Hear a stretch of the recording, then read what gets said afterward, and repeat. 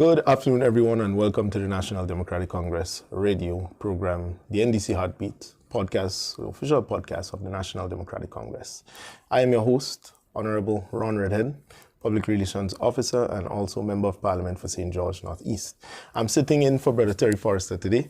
He is somewhere out in Miami. He's not buying a new shirt, but I can tell you he's certainly organizing to have the homecoming to return to Grenada in June of 2026. On today's program, we are going to have a rebroadcast of the last post-cabinet briefing, and then we'll dive into a conversation with the Honorable Andy Williams, General Secretary of the party, and also Member of Parliament for St. George South, and Minister for MIT, Mobilization, Implementation, and Transformation. So we'll take a quick break, and then we'll return with the rebroadcast, and then we'll have the conversation with Honorable Andy Williams. Thank you. Stay tuned. Grenada is moving forward, and the young people like you are at the heart of it. The National Democratic Youth Movement is all about connecting, learning, and making real impact. This is your chance to be a part of something bigger, to grow, to lead, and shape the future while making a difference. If you are ready to step up, have your voice heard, and help build a better Grenada, then the National Democratic Youth Movement is the organization for you. Join us because you are the future. 2026, we will break ground right here. This is a once-in-a-generation opportunity to build a world-class facility, invest in our people, and deliver healthcare for Grenadians by Grenadians. Thank you for joining us on this journey. You have chosen unity over disunity. You have chosen resilience, flexibility, inclusiveness, and strength over infighting, weakness, vacillation, or wish-washiness. You have chosen boldness and courage over timidity and the same old, same old. You have chosen positive change and transformation. You have sent a clear and resounding message to the tri-island state of Petite Martinique, Carriacou, and Grenada that the National Democratic Congress is once more on the path of inspiring hope and belief in our people and in our nation. That the National Democratic Congress is once more on the path of beginning the process of creating a sustainable and brighter future for our young, vibrant, creative, and innovative population. You have recognized and honored and rewarded the tremendous contributions made by all of the NDC stalwarts. And for this superb choice, I say thank you.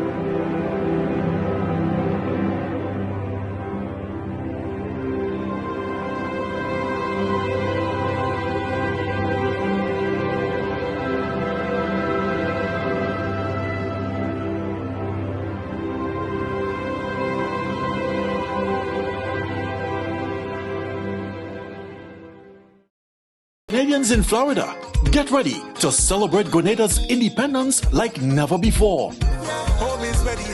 Join us for the NDC Florida Chapter's Independence Brunch on February 22nd from 2 to 6 p.m. at the Holy Family Episcopal Church Hall, 18501 Northwest 7th Avenue, Miami Gardens, 33. Today's briefing will provide an update on the implementation of the new financial management system and the tax administration system, as well as address some of the matters arising from that implementation. We'll hear statements from representatives from the Ministry of Finance, in the Accountant General, the Inland Revenue Division as well. Also with us today, the Ministry of Health and the Ministry of Social and Community Development. We'll begin, of course, with the Ministry of Finance. So I'll ask our Accountant General, Mrs. Natika Bain Charles, to deliver some opening remarks. Mrs. Charles. Thank you, Mr. John. Good morning to everyone. Good morning to Minister, PS, Finance, and my colleagues at the head table. Good morning to the audience and also the media and the viewing public. Now, at the Accountant General Division, we are leading the upgrade of the government's financial management system.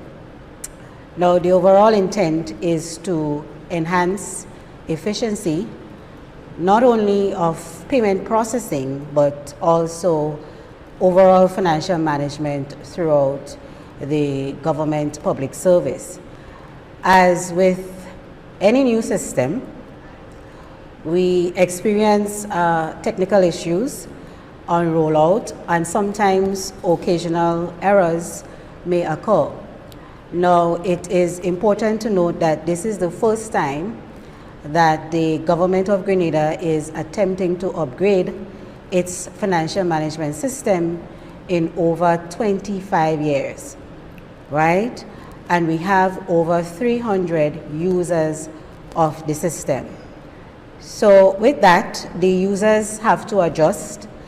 They have to move from knowledge to familiarity to efficiency. We acknowledge that there has been some payment delays to various suppliers and contractors, but we want to assure you that the system is working, it is running, it's processing payments, and we have seen from the Treasury side an increase in payments processed during the last 2 weeks. So things are in motion. Now, we recognize as well, yes, there are challenges on the government side, but we recognize that individuals and businesses are experiencing challenges, with retrieving their tax ID and also registering on the vendor's portal. In December, we indicated to individuals and businesses that they need to register using the my.gov.gd portal. The intent is to capture accurate vendor information, including bank account details, so that we can reduce some of the errors that we have been experiencing on our end. Now, once you are providing goods, services, or construction services for Government of Grenada, you must be registered with the Inland Revenue Division, and you also need to ensure that you are up to date on all your tax filings. Tax compliance is a requirement in doing business with the government. And so we recognize that some persons have some challenges with the GTAX system and also the vendor's portal. My colleague would speak on the vendor's portal, and we have a representative from the Inland Revenue Division that would speak to the GTAX system. So we recognize that there is some apprehension on the part of some individuals and businesses, and so they require some support in navigating the system. So we come with good news as well. The communications unit within the Ministry of Finance will facilitate what we call one-stop registration shops throughout the country, across all parishes, to support individuals and businesses with the processes for GTAX, registration, retrieval of tax ID numbers, and for the vendor's portal. So the first would be in Karakou, at the Karikou Revenue Office on Friday, 27th February, and then the 13th of March, St. John Revenue Office and the Grenville Car Park simultaneously, and on the 30th of March, St. Patrick and St. Mark's District Revenue Offices. So currently we have at the Accountant General Division, we do have someone supporting vendor registration. So if it is that you need assistance, you can contact the Accountant General Division on phone number 440-2294. And we also have an email address that you can send inquiries to. It is vendorinquiry@mof.gov.gd. So at this point in time, I would allow Mrs. Sears to share on the vendors portal. Thank you. Thank you, AG. Good morning, everyone. Good morning, PSs on the head table, Minister, the media, and the listening audience. I'm just going to elaborate on who are required to register on the vendors portal and to give some additional information. Now, who are required to register? All individuals and companies that provide goods and services to the government, contractors, so you're a small or large contractor, landlords, trade vendors, board members, bus service operators, taxi drivers, cleaning services. Anybody that are providing a service to the government as well as providing goods to the government are required to register. Now, who are not required to register? Because we need to clear this up, because we understand that Inland Revenue said there are a flood of persons coming and trying to register.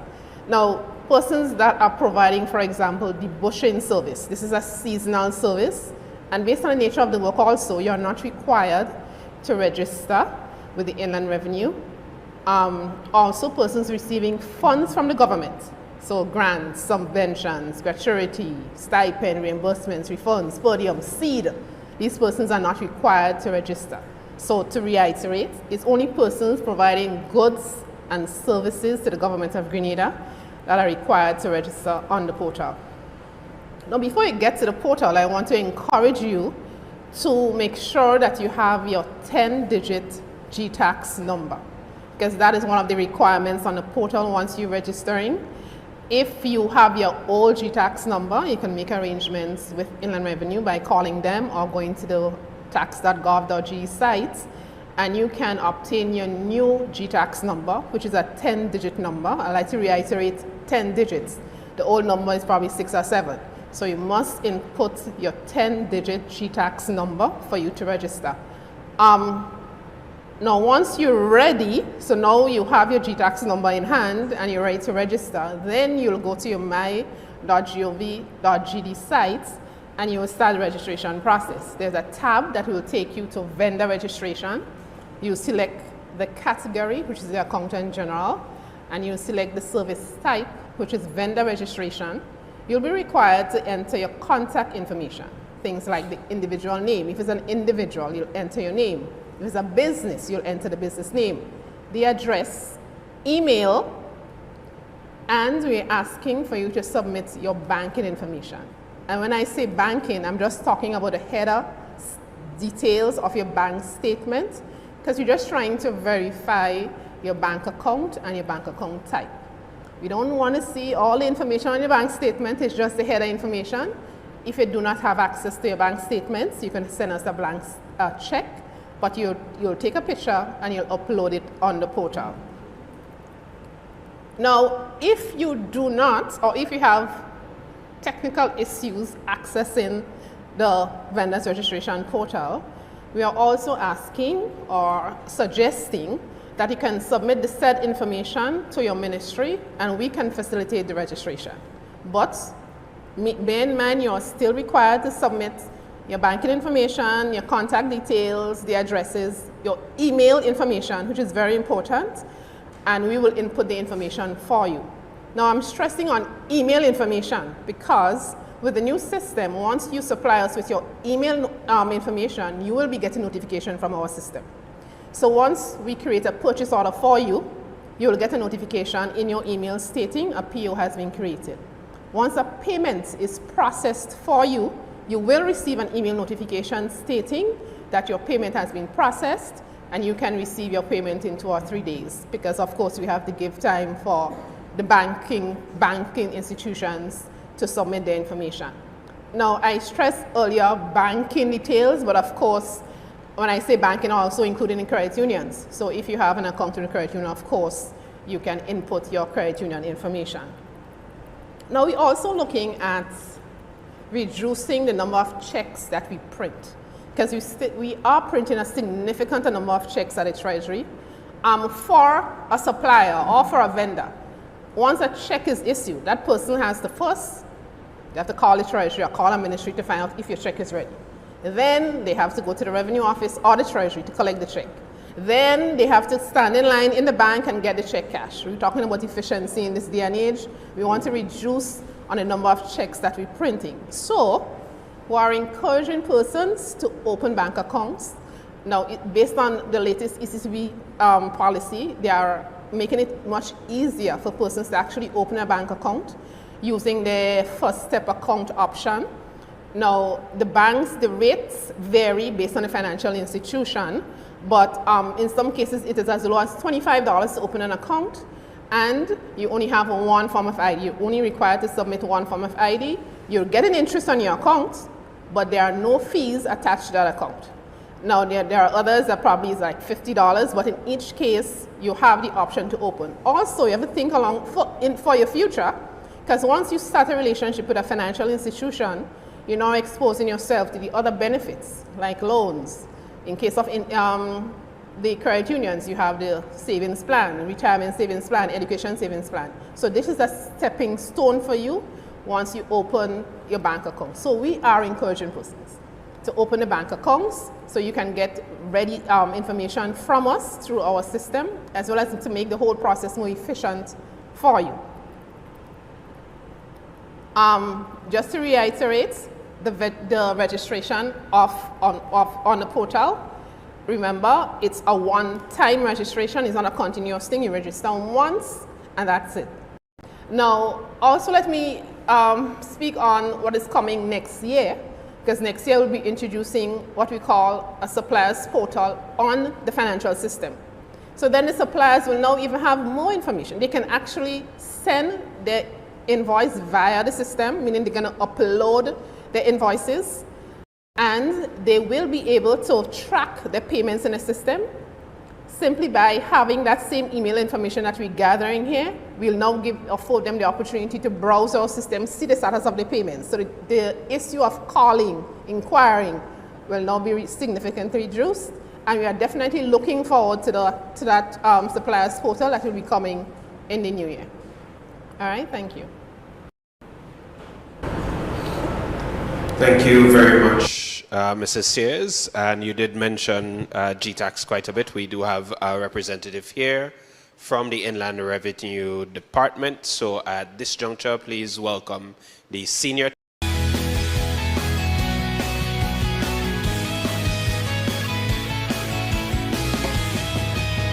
Grenada is moving forward, and young people like you are at the heart of it.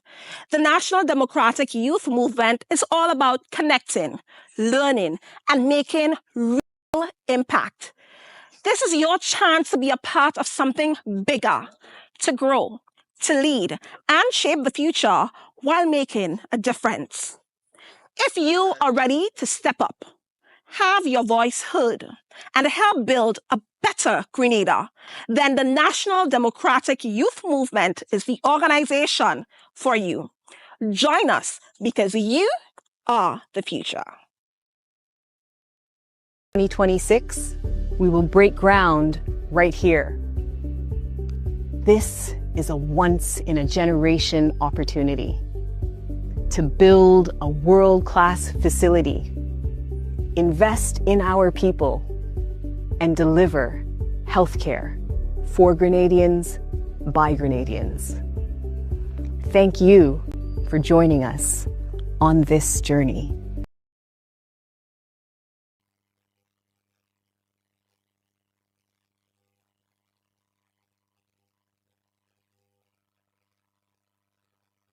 a diaspora visit. Mr. Williams, thank you for joining us. While you were out, we understood that you were busy, engaged with some praise and worship and so on. Yeah, so probably you could just start off by just telling us your experience there, and then you can dive into the conversation with the trip that you made. Actually, the Leo Club, I just want to say thanks to them. They invited me to, actually Prime Minister, he couldn't make it, so he asked me to represent him. They had the 56 years anniversary, and that's, the Leo Club giving service to the nation, basically. It was a joy to see so much young people there, and young people giving service to our nation. And all in all, the service was wonderful, and it's always good to be in the house of the Lord on whatever day, but today is Sunday. And I want to thank the Leo Club for inviting me there. And I want to thank the St. George's Baptist Church and Pastor Stanford Simon for having me. And it was just a wonderful experience this morning.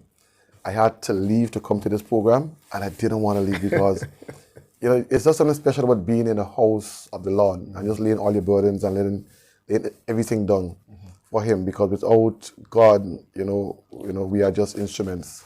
But through Him, He uses us. To fulfill his purpose. And that's a wonderful thing. So again, I just want to say to Leo Club and St. George's Baptist Church, thank you, and continue doing a wonderful job in shaping our society. Yes, MP, I traveled to Canada last week. That's where I represented Grenada at the official Independence Gala. And it was just lovely to see so much Grenadians there. Yeah, and something about Grenadians is like, listen, when they are in the diaspora, wherever they are, they cannot be hidden. Yeah, they are loud, and we are a proud people. Yes. And we're just so comforting and loving to see all these Grenadians in one place. And Toronto was really wonderful. Yeah. And after the gala, I got to travel to Montreal to meet the NDC group in Montreal. And they are part of the Canada chapter. And it's the first time I've been to Montreal, but most importantly, the energy was so much. So it wouldn't be a last. No, I'm telling you. I mean, in all the places I've been, right, in New York, Florida, England, UK, no hard feelings. But the Montreal side of it, man, these people were energetic. Nice. And guess what? I don't know if that's the reason why, but when I was leaving, this gentleman that had a restaurant, I forgot his name, but it was a Grenadian guy that had a restaurant. And they gave me a gift to go in. Let me tell you what the gift was. It was black eyed peas and some fish, stew fish. Boss. Real Grenadian. Boss, watch me. I'm telling you, it's hard to get that quality of food in Grenada. Good. But it was so lovely. And then after I came back from Montreal, I met with the Toronto group or the NDC chapter. That's where it is. And it was wonderful to see the chapter is growing. The membership are growing. And we discussed some strategies that we can put in place to grow our chapter there. So all in all, it was a very good trip. And, part of my job as General Secretary is to ensure that the organs of the party are working. I'm satisfied with Canada. And the intention is to go to the other diaspora groups and to ensure that they are, that the machinery is oiled and they are ready to go, because we can ring the bell anytime. Certainly, and I can attest to the fact that you started that work even last year. Going to the Miami chapter and some of the other chapters as well. GS, let's move on a little now to home. Yeah. And as you know, as you mentioned, we could ring the bell at any time. Right? Yeah. But the setup, the arrangement of the National Democratic Congress right now, what are some of the things that we are doing that is for public consumption and we could speak to with great confidence and in a sense of some measure of authority?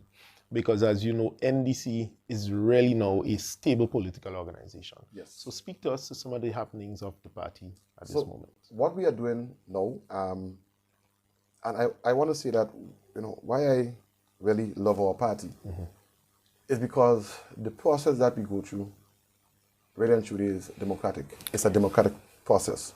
No wonder the name National Democratic Congress. Yeah, and even though that when we started the candidate screening, yes, and we are now going back to the branches, right, based on the recommendations of the screening committee, to say whether they agree with the recommendation from the screening committee or not.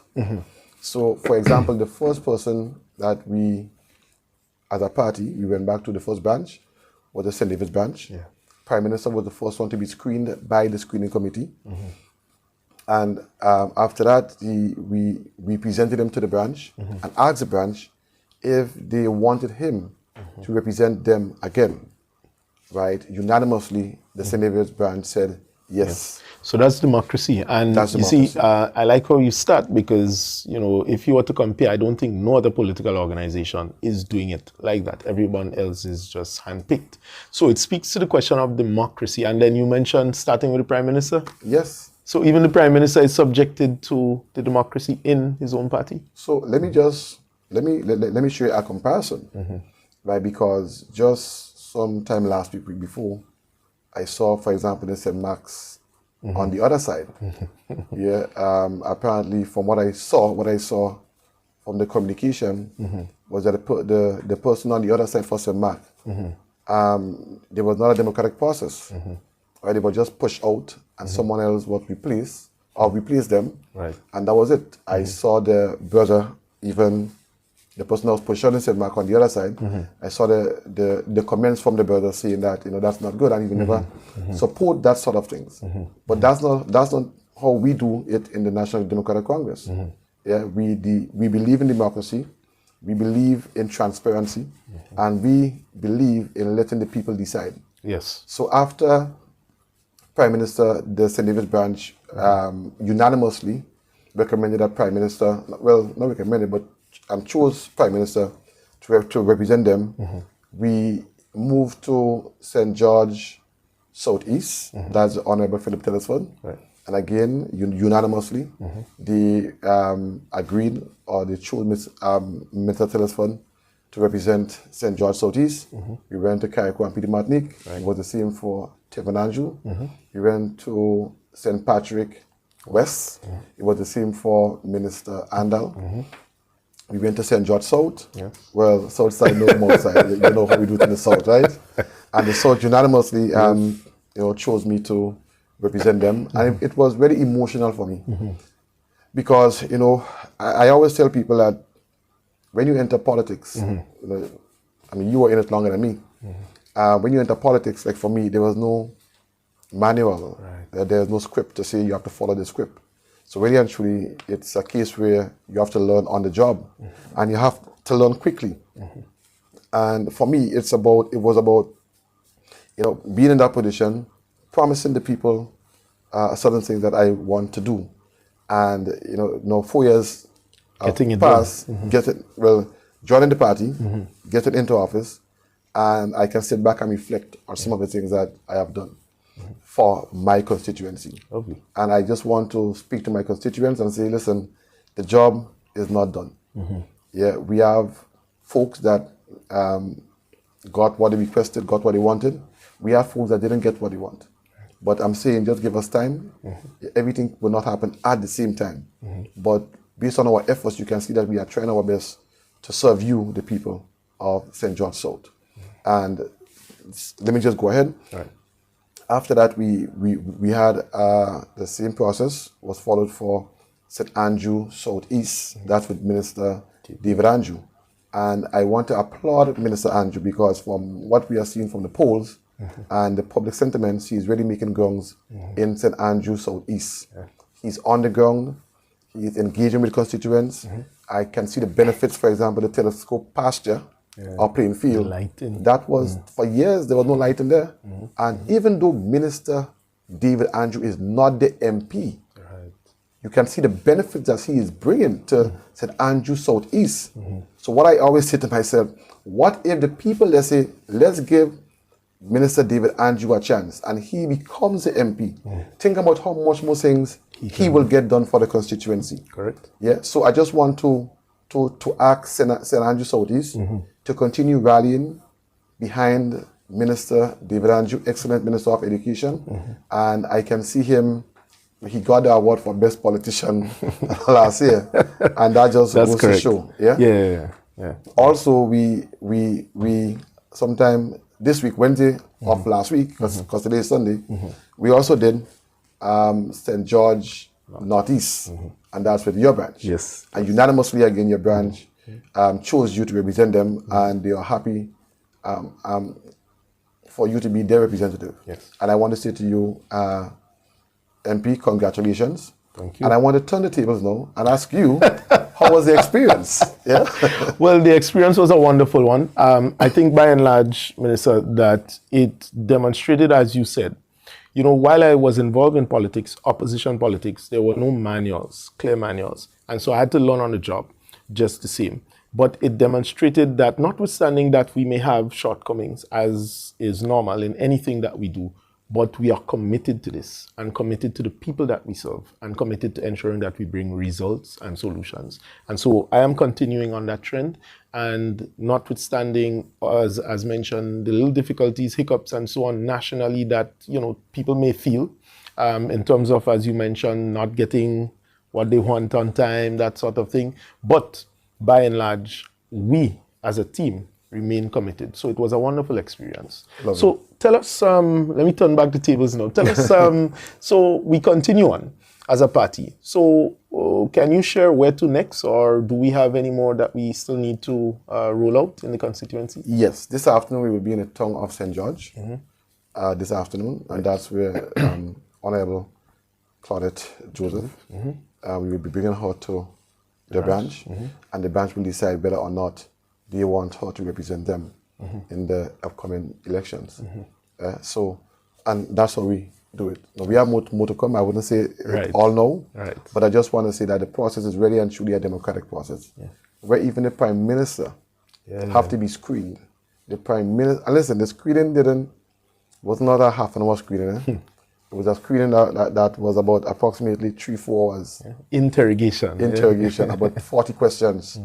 And you had to answer and to present your facts. That's it, present your facts and say how it is you are going to do this job and present it to them. It's like you're going and do an interview, right? And it didn't stop there, going back to the constituents and say, hey, do you want Minister Andy Williams to represent you again, or MP Williams to represent you again in the upcoming elections?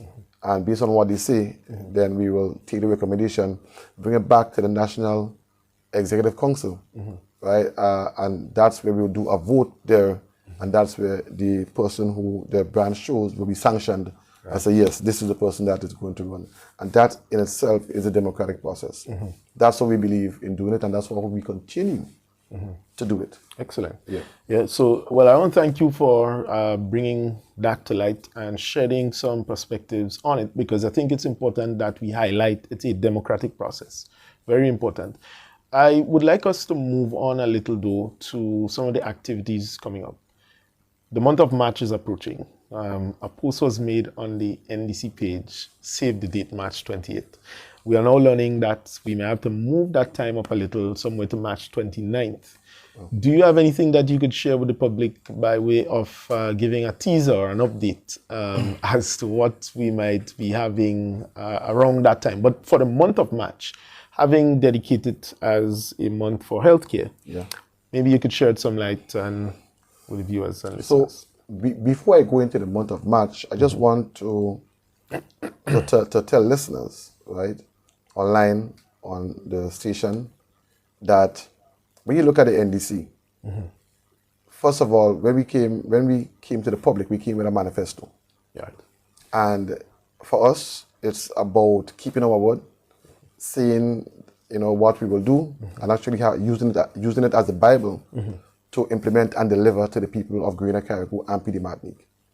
Now, if you look into our manifesto, you will see a lot of things that we promise we have delivered. And that's what we believe in. In addition to that, we mentioned healthcare. But, and let me just say this, let's be honest and frank. It is impossible to fix in three and a half years what was broken in over 20-something years or more. So you can go for the quick fixes, or you can take your time and fix a system that has been broken for a long time, and one that can last the test of times. Right. So yes, if you notice, we in our manifesto and what we are saying now, we are committed in delivering a new teaching hospital to the public. This has been a plan that was there for ages, and no other administration, the other side, and even us back in the day, did not get to implement that. What we are doing, we are showing that, that we will deliver on it, and we're going to start the process. The month of March, we want to dedicate it to the month of health, because there are so much things happening in health. And sometimes, MP, if you have a bus going backward and you want to get it going forward, you don't just get it going forward straight away. You have to, first of all, stop the momentum, stop it, get it stable, and then move forward. Yeah. And that is exactly what we are doing. So the Mount Sinai team, they are working along with the General Hospital to improve healthcare services. The Ministry of Infrastructure and the Ministry of Health together, and the MPs are working hand in hand to getting our medical centers that were neglected for years back up and running. Yeah. For example, under the OECS Regional Health Project, you have the Sutter's Medical Center will be in the process of being restored. You have the St. David's Medical Center will be restored also. Yeah, and you have the Birch Grove, and you have a lot of medical centers. The Willis, New Hampshire, I know of. Right, the Willis, New Hampshire. Right, and the idea is, if we can improve primary healthcare, it will decrease the amount of dependency you have on a general hospital. That's correct. It means you can save time. Where someone have to travel to get to the general hospital, if they can go to their medical center in their area, it decreases the time, and sometimes time is the difference between life and death when it comes to health. Yeah. Even in my constituency, St. George South, there are doctors only two times per week. Wow. I think it was, if I'm not mistaken, Tuesday and Thursday. No, since we entered office, in St. George South, you can go there from Monday to Friday and see a doctor. There are doctors 5 days per week. And, not just in the South, but other constituencies also. So these are steps that we are taking to improve healthcare. Also, sometimes you hear the opposition talk about medication. Right. But do you know the system that we inherit, and we are working on changing that That's system? the procurement system at the Ministry of Health. Yes, because it's a manual system. So, for example, if you're the person that is doing inventory or so, and something slip you, then the hospital can be out of medication. Right. Right? Now, but in this January 2026, technology has gone too far to be dependent on a manual system. So we are putting in place now a system where an inventory system that is computerized, and where all these things can be punched out in a matter of seconds. Right. So you have a past stock, and when the medication is going low, the system will highlight to you, hey, this medication is going low, you have to reorder. Yeah, and based on the reorder time, if you know the reorder time is 3 months, the system will indicate to you that the medication there will last for 3-4 months, so you have to reorder in order to get it in time. Right. So these are things that I know that Minister Tillisford is working on in the Ministry of Health. So sometimes when there's a saying, that there's no medication, it's like someone running a salvage shop. You only know when something is out, when something is out. But I'm saying, and these are the things that we are doing to improve healthcare in our country. And these are the things that even the opposition don't talk about, because they know they have been there for so long and they have done nothing. Right, and it may look very simple, but it is profound in terms of the impact and the improvement that it can add. And I know, for example, you spoke to it about the policy now to wash hands to reduce the bacterial spread at the General Hospital. That is something that was implemented and is going well. I read a report where the batteries for the fire smoke detectors, it have not been changed for almost 11 years. Right. So these are some of the concerns when we talk about healthcare and its delivery, how we approach it, what are the things that we need to do. And as you said, taking the time to assess it, not just going in hurry-scurry and ignoring, but taking the time, solving bit by bit. So I think the minister and his team are doing a wonderful job. Yeah. And Project Polaris is something that we certainly look forward to coming on stream sometime this year. Right, and I just want to mention this to you because healthcare wouldn't be, I cannot improve it, or the people who are providing it, so the human resource aspect of it. Right. And when I had my activity in Heroes Park, gentleman, the last one that I had, February 6th, gentleman came up to me and said, Minister, I want to thank this administration for the wonderful work they are doing for us. Healthcare workers. He said, I used to be making minimum wage. And when you came into office, he said he got regularized. And his salary moved from $1,200 to over $3,000. Excellent. And this man was so happy. Yeah. Yeah, he said, listen, now I can do much more things. I can go to the bank for a loan. Yeah. I can help my family. I can help my children, my wife. And he was just so happy. Dignity. And these are the things that we are doing for our healthcare workers. Before, all the years passed. And I'm saying, MP, that there's no reason why the other side could not have done it. So when I hear them today talking about the care about healthcare workers and care about healthcare so much, I ask myself, where were they? Right? Yeah. Where did they? Pregnant treasury. Exactly. And to have to boast you have a pregnant treasury and not help, and you are neglecting these things, and suddenly when you're in opposition, because we have to call them out, right? When they're in opposition, suddenly they have all the answers. It goes to show you that these people are very deceptive. They should not be brought into governance again.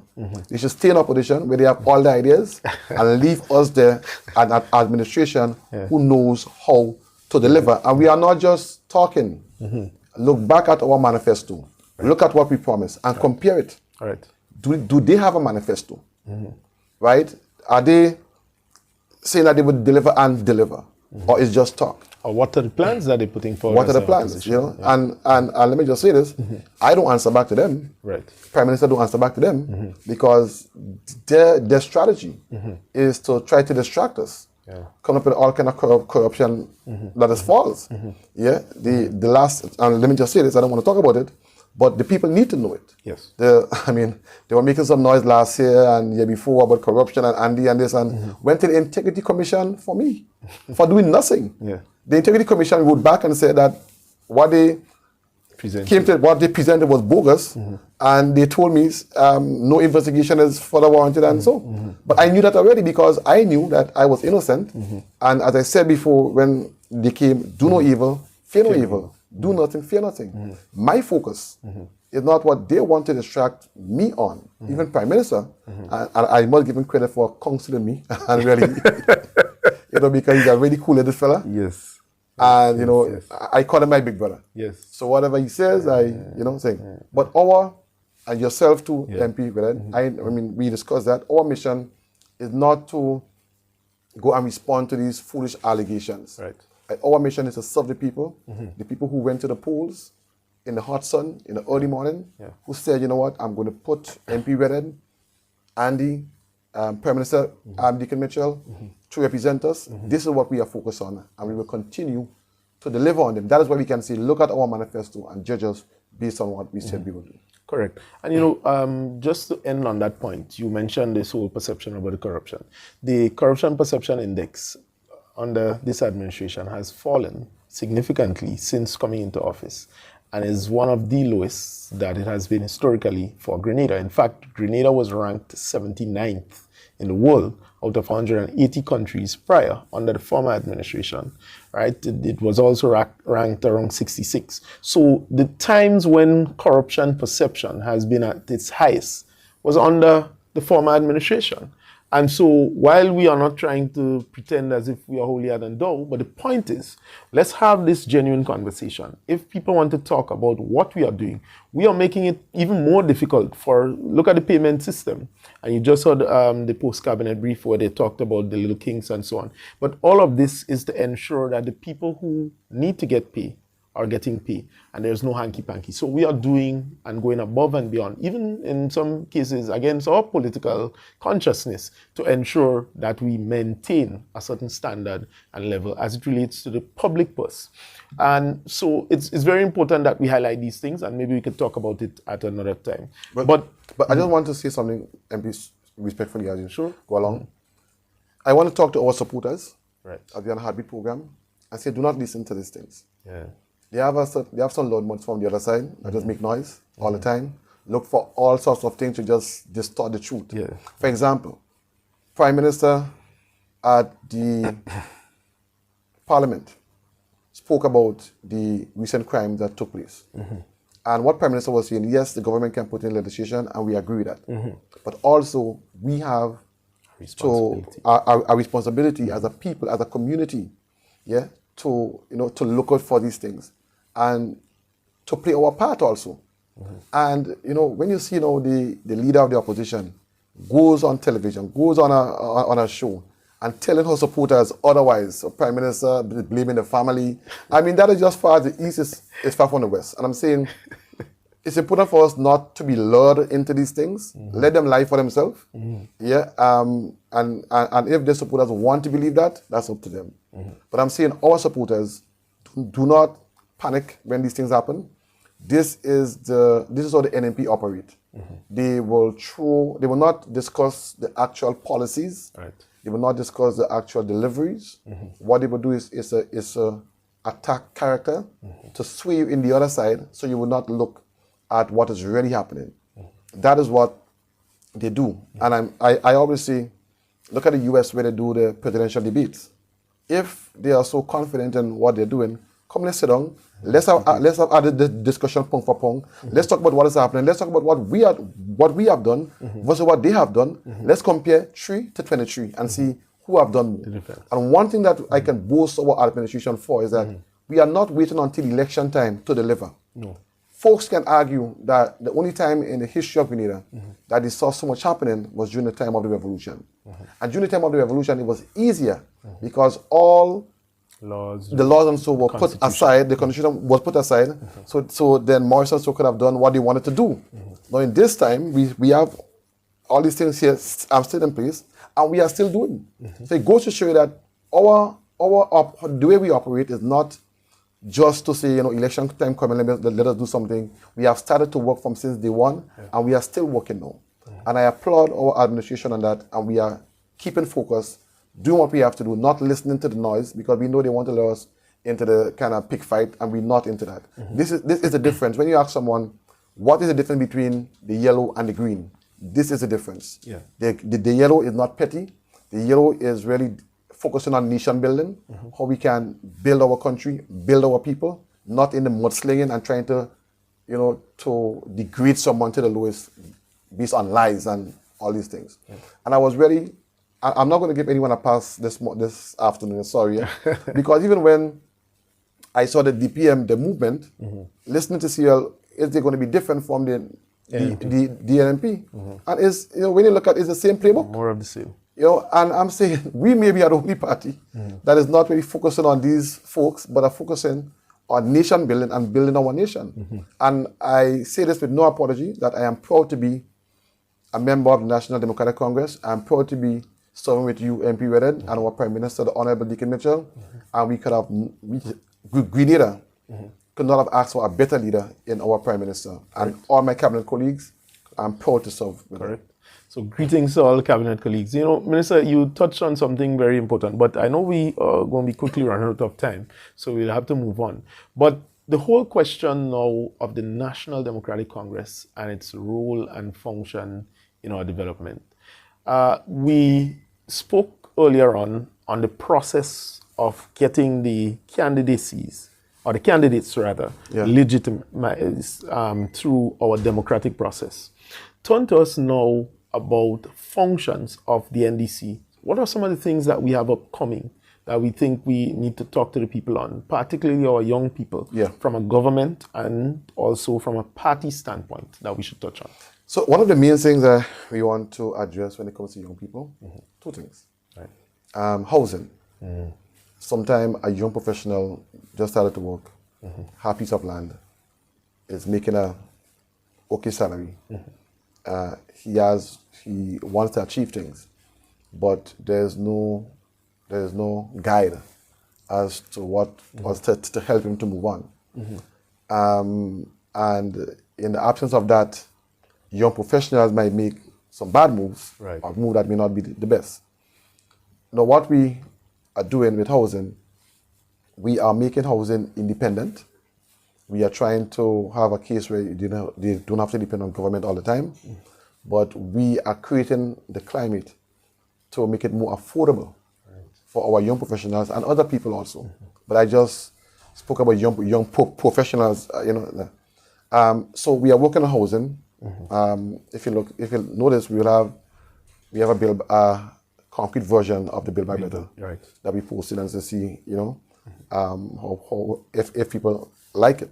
And get us to just understand that, because in the past, the concept and idea that we inherited is that the government needs to provide something as a personal commodity, which is housing. It's not a public good.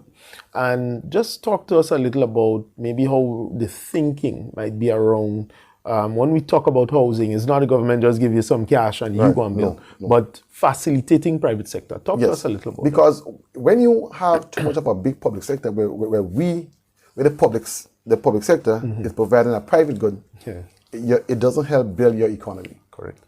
For you to build your economy, you must grow the private sector. It's adamant. You can't build the economy without growing the private sector.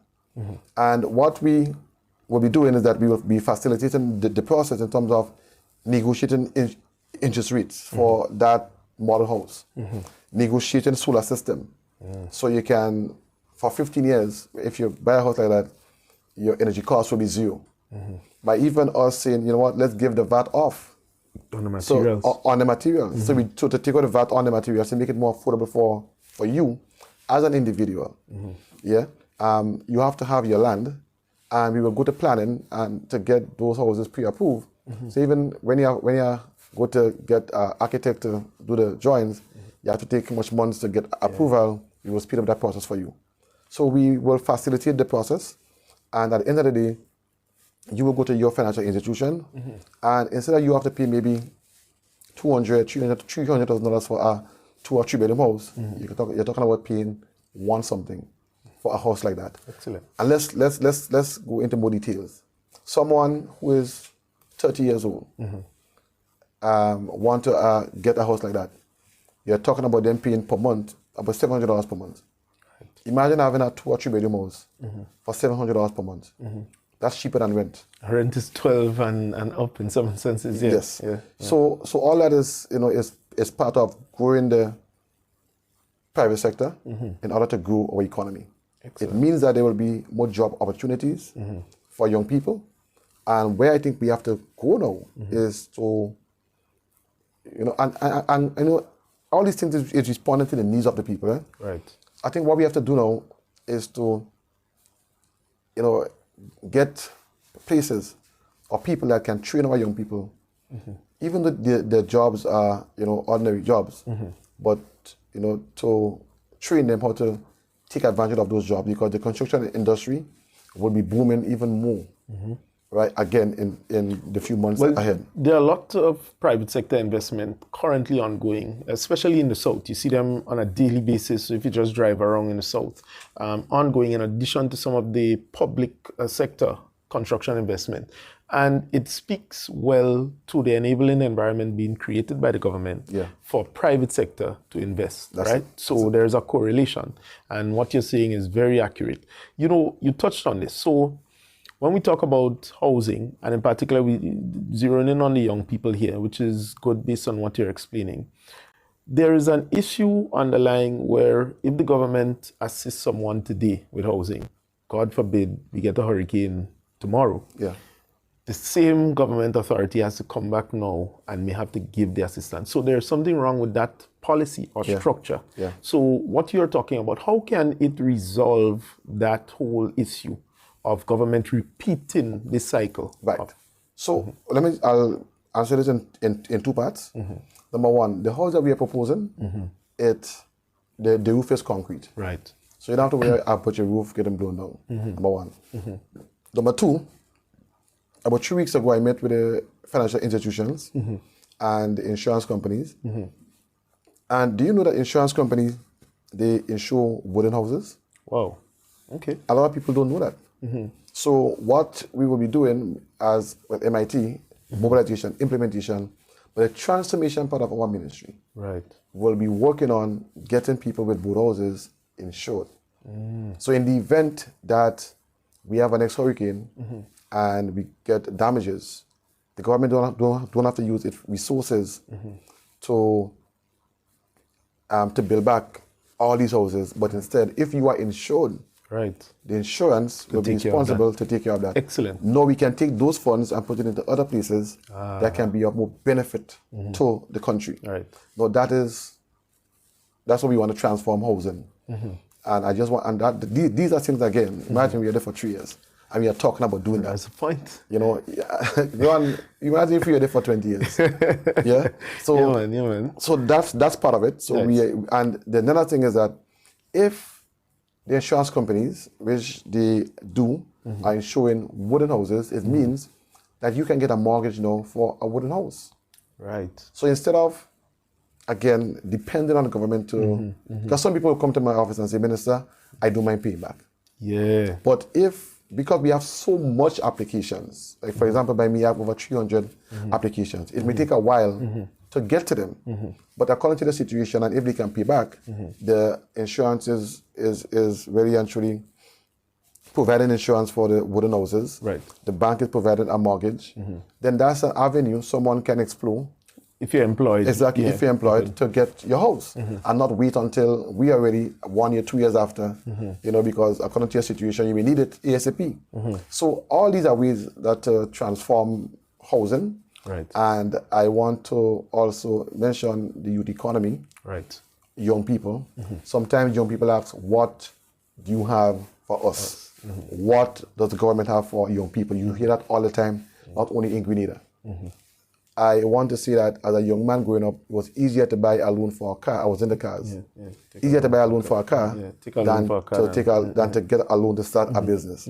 As a matter of fact, when I started Hotspot, I went to the bank, I gave them a proposal. The person took my proposal, put it in a drawer, say, okay, no problem, they'll look at it. 2 months passed, no call. I went back to them. When I went back to them, the same place they put it, the same place they take it from. And it was a business idea to start, you know, no support. And I had to start with $1,000 and an escrow van and try to work my way up.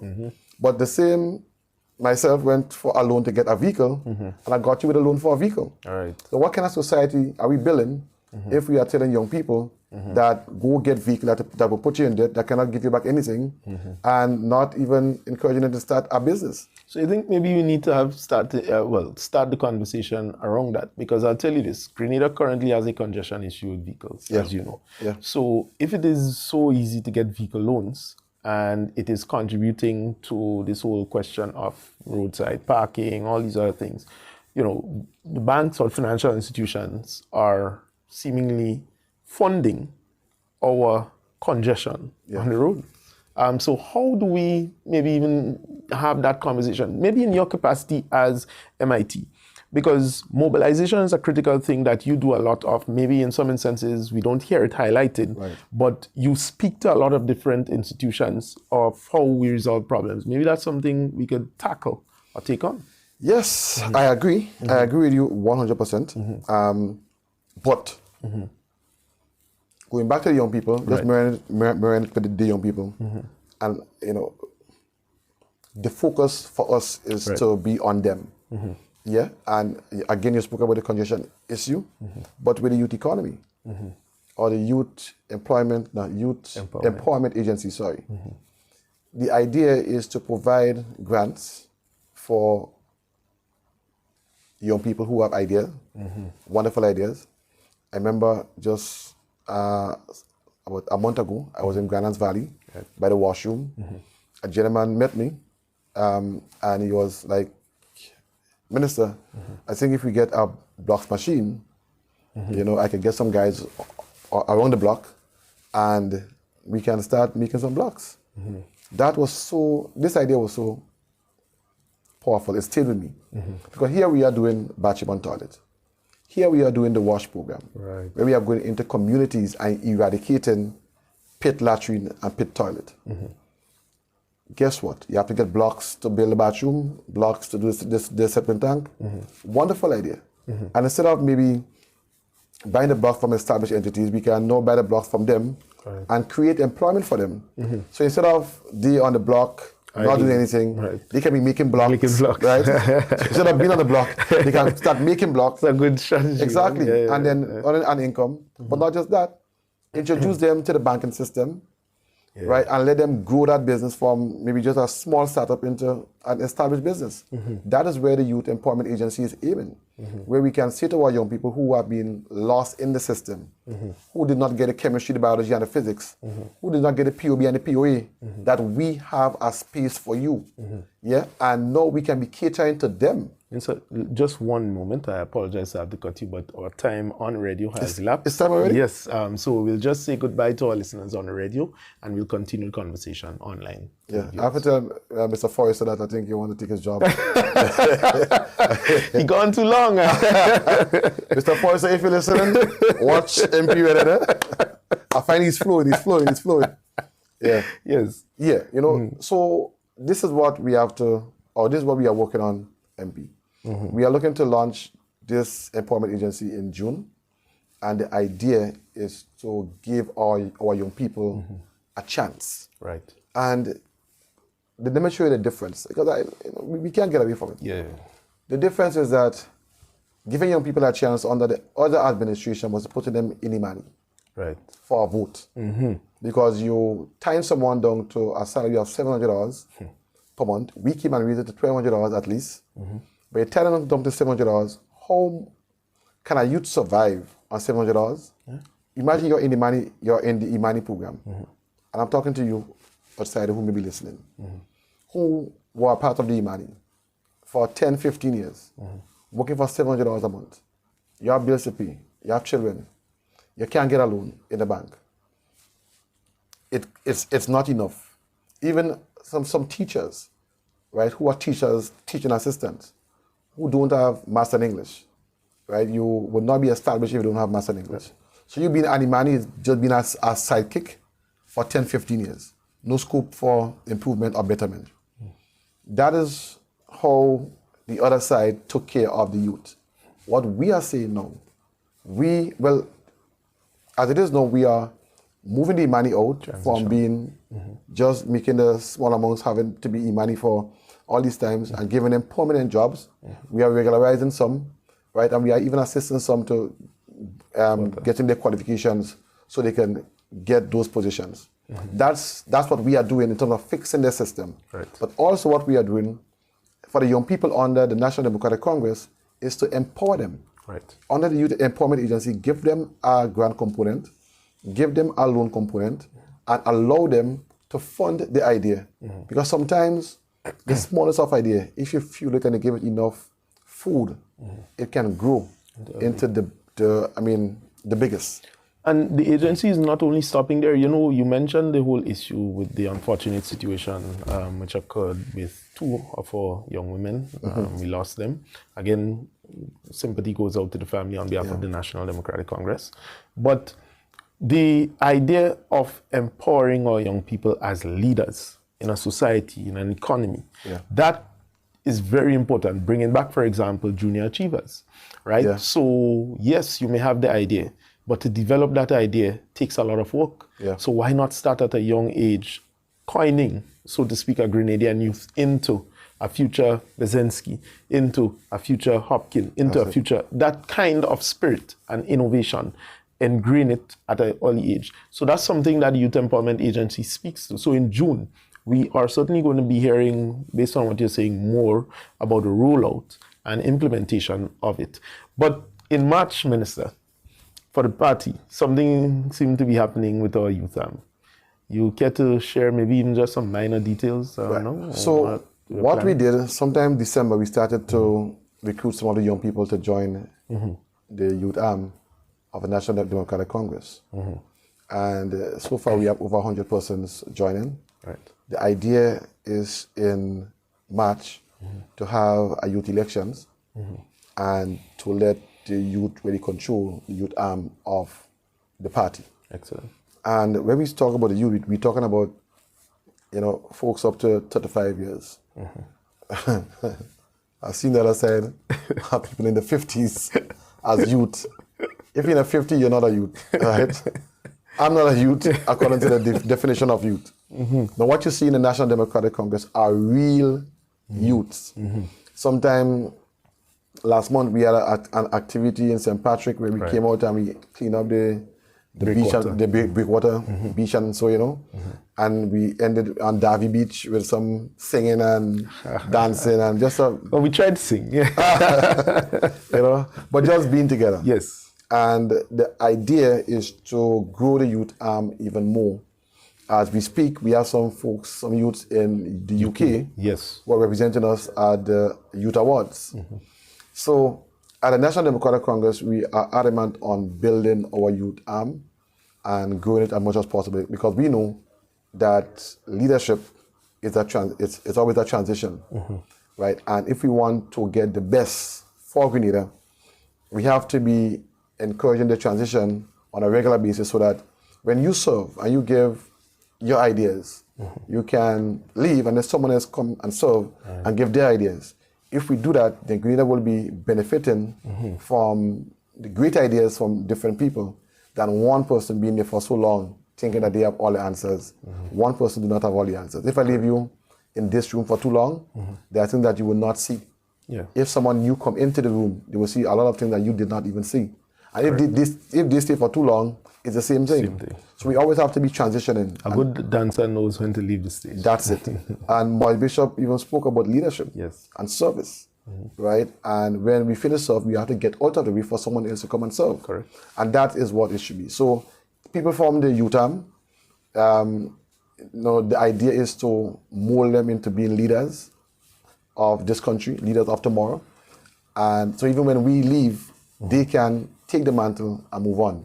When you decide to leave Northeast, someone can take on the mantle. When I decide to leave South, someone can take on the mantle and have the process moving on, so that Grenada can benefit at the end of the day. It's not about me, it's not about you.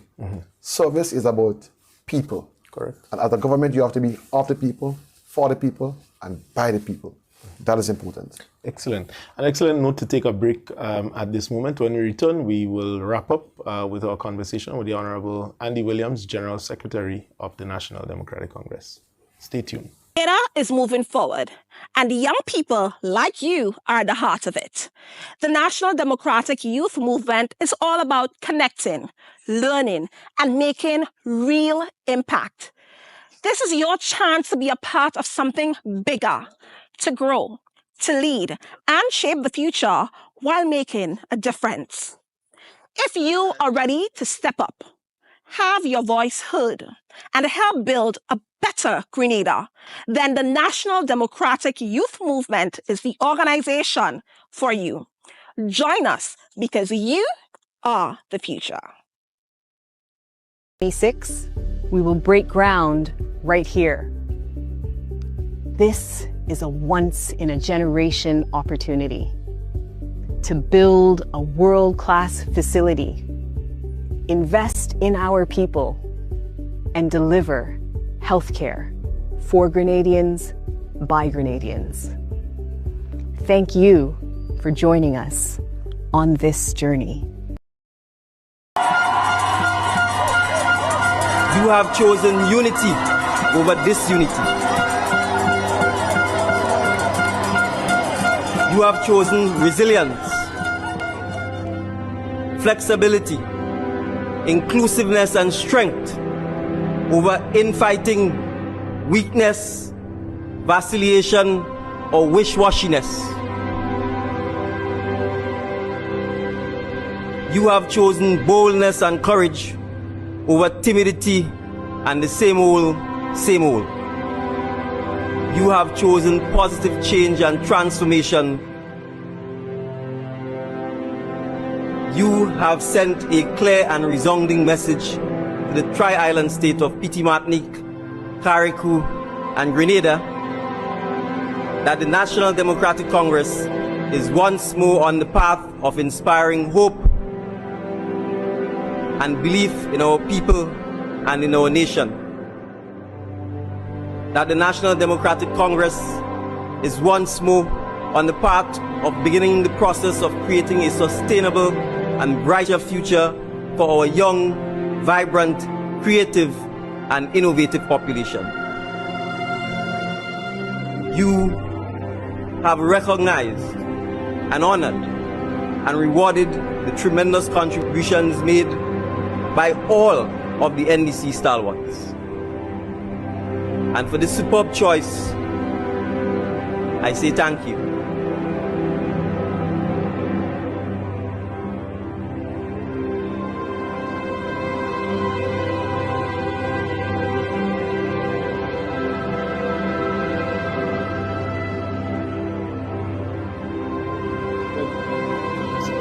To the NDC podcast program, and we're wrapping up. So we have in studio the Honorable Andy Williams, General Secretary of the NDC. GS, just give us some parting words as we wind the curtains down on this program as to what we need to do, remain in focus, etc. in this whole dispensation, 2026. So while we are on the break, I use the time to just write some words. Right, that was just in my spirit. And I just wanted to speak to our supporters and even speak to folks who don't support us, but have an objective mind, right? I want to stay to our Grenadians, stay firm, stay focused, and above all, keep the faith in your country and in your government. Nation building is never a straight road. There will be noise, doubt, criticism, and moments designed to shake our confidence. But remember why we started this journey: to uplift our people, strengthen our communities, and secure a better future for Grenada, Carriacou, and Petit Martinique. Do not let temporary challenges weaken permanent convictions. Progress takes time. Transformation takes courage. Victory takes unity. Believe in Grenada, believe in the mission, and believe in the National Democratic Congress. Stand tall, speak hope, work harder. Our best days are still ahead, not behind us. Forward ever. Excellent, excellent. Well, these are very excellent words to end on, Honorable Andy Williams. Thank you very much for joining us, and we look forward, hopefully not to me next week, but for the return of Ambassador Terry Forrester, who's out in... I'm very taking Terry job. After call Terry. He's out in the diaspora. He's busy whipping up Grenadians to return back home for the homecoming sometime in June of 2026. So, Honorable Andy Williams, we would like to thank you on behalf of the NDC Heartbeat team. And there are people that you don't see here, but every Sunday religiously they are behind the scenes doing what they do to make this reality. But MP, let me just say thanks to the diaspora, the people who are out there every day. Yeah. I didn't mention it, but I have to mention it before we leave. Just came from Canada. Right, my lip bust up on all kind of thing because I was not used to the cold. Yeah, right. My lips were dry, and and when you see the sacrifice our people make in the diaspora, sometimes they come back, sometimes they give to our people here, and we take it for granted. I just have to say to them, hats off. And the folks in the diaspora, I know you love your country dearly. you take all chance to see what you can read up and listen to what's happening in Grenada. And I want to say that we appreciate you. We appreciate your hard work, your efforts. We appreciate your enthusiasm. We appreciate your pride in your country. And continue doing what you're doing to let Grenada remain on the map. We are trending right now. Our country is trending. And we are trending for a reason. This is our time. And I just want to say thank you to the people in the diaspora for being there for your country and always having that pride and enthusiasm. I saw it when I was in Canada. I saw it when I go to New York. I saw it when I go to the UK and even in Florida. Wonderful. So from me to you, from the NDC to you, thank you for all that you have done and you continue to do for Grenada, Carriacou, and PD Martinique. Excellent. Thank you very much, Minister. And so we'd like to take our end here. We thank all the viewers and listeners who stayed on both on the YouTube and Facebook channel as we exited the radio. So again, this has been a National Democratic Congress NDC podcast, and we wish you all the very best. Thank you. Lovely.